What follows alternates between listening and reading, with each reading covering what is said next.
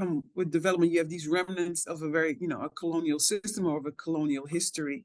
When I talk about, I call holding space, these wealth of stories that we have a dominant and the other, right? So we have this tendency that certain stories are dominant and other meaning automatically less. And I think definitely in development, that's something that you find by having that framework and that framework is, but how do we relate to each other? And which stories do we always hear? Whose perspective are we talking from, writing from, thinking from?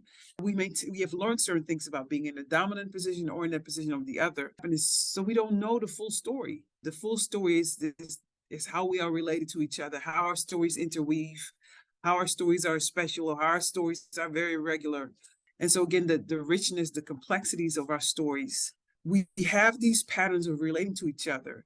And so we have certain conditioned behaviors in how we relate to each other. So part of this work is also, how do we challenge and break through that conditioning? Can your story just be? Can we practice listening, being, appreciating, as opposed to having all these values and norms that have come along with that conditioning and how we relate to each other?